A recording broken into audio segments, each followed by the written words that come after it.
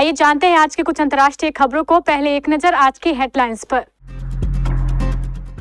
बंगाल की हिंसा पर सीएम योगी का बड़ा बयान, कहा लातों के भूत बातों से नहीं मानेंगे। सोनिया गांधी के दामाद रॉबर्ट वाड्रा कितने संपत्ति के हैं मालिक। सपा सांसद रामजी लाल सुमन की मंदिरों में एंट्री बैन। इस साल जमकर बरसेंगे बादल, सामान्य से अधिक बारिश की संभावना। इजराइल के आगे नहीं करेंगे सरेंडर, हमास ने किया बड़ा ऐलान। खाड़ी देशों में पहुंचा अमेरिका का दूसरा परमाणु एयरक्राफ्ट कैरियर, 75 फाइटर जेट से लैस। यूक्रेन में सबसे ताकतवर अमेरिकी फाइटर जेट F-16 ढेर, रूस के इस मिसाइल ने किया कमाल। अमेरिका चीन के ड्रामे में ये किसने लगाई फुलझड़ी। गुजरात पुलिस का खुलासा, सलमान को धमकी देने वाले मयंक का चल रहा है इलाज।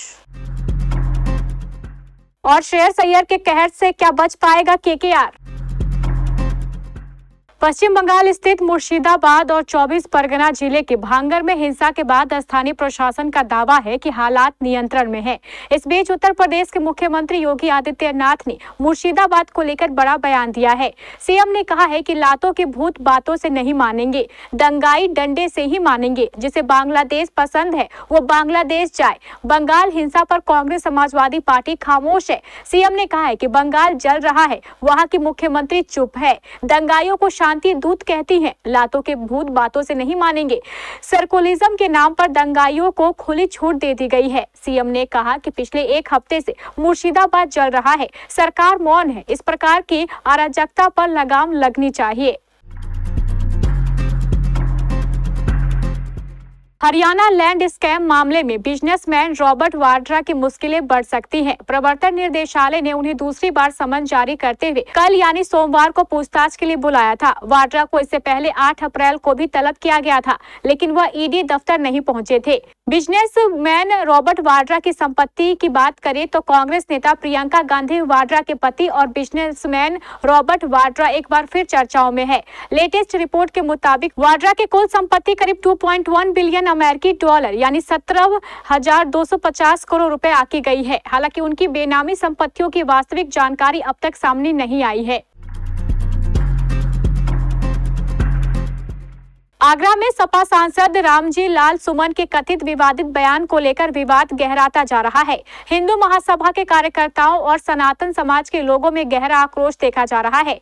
सपा सांसद रामजी लाल सुमन के मंदिरों और हिंदू धर्म पर दिए गए बयान के विरोध में शहर के प्रमुख मंदिरों के मुख्य द्वार पर उनके प्रवेश पर पूर्ण प्रतिबंध लगा दिए गए हैं। मंदिरों के बाहर पोस्टर बैनर लगाकर साफ शब्दों में लिखा गया है कि रामजी लाल सुमन मंदिर में प्रवेश ना करे और उन्हें पूजा पाठ से भी रोका जाए।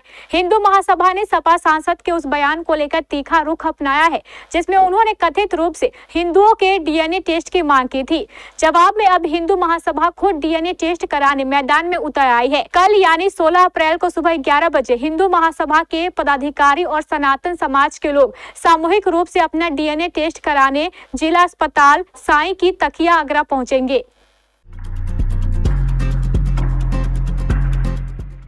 उत्तर प्रदेश में इस समय भीषण गर्मी लू का प्रकोप देखने को मिल रहा है। अप्रैल के महीने में ही तापमान में तेजी से बढ़ोतरी देखने को मिल रही है। इस बीच मानसून को लेकर भारत मौसम विज्ञान विभाग ने अच्छी खबर दी है। भारतीय मौसम विभाग ने मंगलवार को बताया कि इस मानसून में भारत में सामान्य से अधिक बारिश होने की संभावना है। वहीं पूरे मौसम के दौरान अल नीनो की स्थिति की संभावना को खारिज कर दिया गया है। भारतीय मौसम विज्ञान विभाग के प्रमुख मृत्युंजय महापात्र ने दिल्ली में एक संवाददाता सम्मेलन में कहा कि भारत में 4 महीने के मॉनसून में सामान्य से अधिक वर्षा होने की संभावना है तथा संचयी वर्षा दीर्घ अवधि औसत 87 सेमी का 105% रहने का अनुमान है।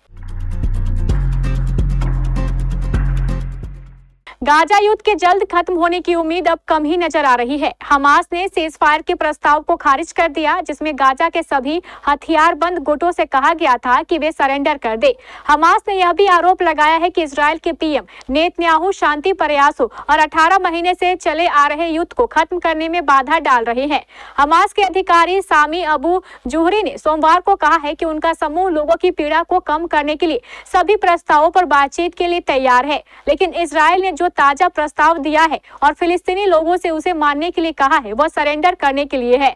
इस बीच इजराइल को अमेरिका ने भी करोड़ों डॉलर के नए हथियार भेजे हैं और इजरायली बड़ी सैन्य कार्रवाई करने जा रहा है।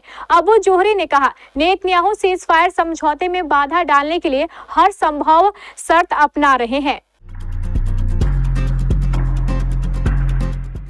ईरान ने ओमान में अमेरिकी अधिकारियों के साथ पहले राउंड की बैठक को सकारात्मक बताया, लेकिन क्या बैठक वाकई सकारात्मक थी? ये सवाल इसलिए उठ रहे हैं क्योंकि दूसरे राउंड की बैठक से पहले अमेरिका ने अपने दूसरे aircraft carrier USS Carl Vinson को भी मिडिल ईस्ट में भेज दिया है। एसोसिएट प्रेस की रिपोर्ट के मुताबिक सैटेलाइट तस्वीरों में खुलासा हुआ है कि दूसरा एयरक्राफ्ट कैरियर, जिसमें विनाशक फाइटर जेट्स लदे हुए हैं, वो मिडिल ईस्ट के जल क्षेत्र में एक्टिव है। फिलहाल इसका खुलासा नहीं किया गया है कि दोनों देशों के बीच दूसरे राउंड की बातचीत कहां होने वाली है, क्योंकि अमेरिकी अधिकारियों ने पहले रोम का नाम लिया था, लेकिन मंगलवार की सुबह ईरान ने जोर देकर कहा कि वे ओमान लौट जाएंगे। अमेरिकी अधिकारियों ने अब तक यह नहीं बताया है कि वार्ता कहां होगी। दूसरी तरफ अरब सागर में USS कार्ल विंसन और उसके स्ट्राइक ग्रुप ऐसे समय में पहुंचे हैं जब संदिग्ध अमेरिकी हवाई हमलों ने मंगलवार रात में यमन के उन हिस्सों को निशाना बनाया जिस पर ईरान समर्थित हूती विद्रोहियों का नियंत्रण है। अमेरिकी अधिकारियों ने बार बार राष्ट्रपति डोनाल्ड ट्रंप के नेतृत्व में हूतियों के खिलाफ हमले किए हैं। माना जा रहा है कि ईरान पर दबाव बनाने के लिए ऐसा किया जा रहा है। रूस और यूक्रेन के बीच चल रहे युद्ध के बीच रूसी सेना को बड़ी सफलता हाथ लगी है। रूसी रक्षा मंत्रालय ने 2 दिन पहले घोटाले की उसकी फोर्स ने यूक्रेन में अमेरिकी डिजाइन वाले F-16 लड़ाकू विमानों को मार गिराया है। हालांकि रूस ने जगह का खुलासा नहीं किया। ऐसा पहली बार है जब रूस ने F-16 को तबाह करने की घोषणा की है। रूसी मंत्रालय ने अपनी ब्रीफिंग में कहा, यूक्रेनी वायुसेना के एक F-16 विमान को हवाई रक्षा साधनों ने मार गिराया। हालांकि इस बारे में कोई और जानकारी नहीं दी गई है। इससे पहले शनिवार को यूक्रेनी वायुसेना ने अपने एक F-16 लड़ाकू विमान के खो जाने की सूचना दी थी।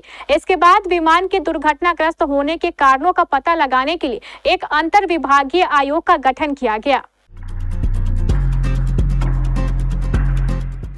अमेरिका और चीन के बीच व्यापार युद्ध का असर पूरी दुनिया पर पड़ रहा है। इसकी वजह से दुनिया में मंदी आने की आशंका है। कच्चे माल की मांग कम हो गई है। कमोडिटी मार्केट बुरी तरह प्रभावित हुआ है। कच्चे तेल क्रूड का बाजार भी इससे अछूता नहीं है। तेल की कीमतों में पहले से ही गिरावट थी। इस बीच दुनिया के सबसे तेल निर्यातक सऊदी अरब ने अपने कुछ सहयोगियों के साथ मिलकर तेल का उत्पादन बढ़ा दिया। सऊदी अरब ने एशियाई खरीदारों के लिए मई के तेल की कीमतों में भी कटौती कर दी है। इससे तेल की कीमतें 4 साल के निचले स्तर पर आ गई है। ब्रेंट क्रूड ऑयल की कीमत $60 प्रति बैरल से भी नीचे आ गई है। वेस्ट टेक्सास इंटरमीडिएट की कीमतों को तो और भी कम किया गया है। हालांकि कीमतों में थोड़ी बढ़ोतरी हुई है, लेकिन मंदी की आशंका और सऊदी अरब के नेतृत्व में ओपेक प्लस की ओर से तेल सप्लाई बढ़ने से बाजार में निराशा का माहौल है। सोमवार को बॉलीवुड एक्टर सलमान खान को कथित तौर पर जान से मारने की धमकी मिली थी। इसके बाद अब उस शख्स के बारे में पुलिस ने पता लगा लिया है। मुंबई पुलिस ने सोमवार को 26 वर्षीय मयंक पांड्या को पकड़ लिया है और उसे नोटिस जारी कर कहा है कि जब भी जरूरत हो वह उसके सामने पेश हो। बता दें कि सलमान खान को कथित तौर पर बम से उड़ाने की धमकी देने वाला ये शख्स 26 वर्षीय मयंक पांड्या गुजरात के वडोदरा जिले का रहने वाला है और मानसिक रूप से बीमार है। पुलिस ने बताया है कि वडोदरा के बाघोडिया तालुका के एक गांव का निवासी आरोपी गिरफ्तार नहीं हुआ है। उसे नोटिस जारी कर छोड़ दिया गया है। गुजरात पुलिस अधिकारियों ने कहा, लगभग 2 दिन पहले मुंबई पुलिस के ट्रैफिक ग्रुप में सलमान खान को लेकर मैसेज आया था और इस बात की गंभीरता को लेते हुए मुंबई पुलिस ने वर्ली पुलिस स्टेशन से मदद ली थी और उन लोगों ने जिस ग्रुप में ये मैसेज आया था उस नंबर की ट्रेसिंग चालू की। इस दौरान उन्हें पता चला कि ये नंबर वडोदरा के बाघोडिया तालुका के रवाल गाँव के एक शख्स का है, तो उन्होंने तुरंत हमें और हमारी टीम को संपर्क किया था। उनकी रिक्वेस्ट ये थी कि फौरन उस आदमी को लोकेट किया जाए, इसे आइडेंटिफाई किया जाए और एक बार पुलिस स्टेशन लाकर पूछताछ की जाए। आईपीएल 2025 के 31वें मुकाबले में आज पंजाब किंग्स का सामना कोलकाता नाइट राइडर्स से होगा। यह रोमांचक भिड़ंत चंडीगढ़ के मुल्लापुर स्थित Maharaja Yadavindra Singh international cricket stadium में होगी। पंजाब किंग्स को अपने पिछले मुकाबले में सनराइजर्स हैदराबाद के खिलाफ 8 विकेट से हार का सामना करना पड़ा था, जबकि कोलकाता नाइट राइडर्स ने अपने पिछले मैच में चेन्नई सुपर किंग्स को हराकर आत्मविश्वास हासिल किया। ऐसे में दोनों टीमें इस मुकाबले में जीत के इरादे से उतरेगी। हालांकि केकेआर को अपने पुराने दोस्त से बचकर रहना होगा। टीम को पिछले सीजन चैंपियन बनाने वाले श्रेयस अय्यर शाहरुख खान की मालिकाना हक वाली टीम का हिस्सा थे। श्रेयस अय्यर ऐसे कप्तान माने जाते हैं जो टीम को फ्रंट फुट से लीड करते हैं। इस सीजन में भी वो 5 पारियों में 250 रन बना चुके हैं। उनका औसत 83.33 और स्ट्राइक रेट 208.33 है। वो चौके से अधिक इस सीजन छक्के में डील कर रहे हैं। उन्होंने 16 चौके और 20 छक्के जड़े हैं। कोलकाता नाइट राइडर्स ने विनिंग कप्तान को रिलीज करते हुए हर किसी को हैरान कर दिया था। इस बात को लेकर श्रेयस अय्यर काफी खफा थे।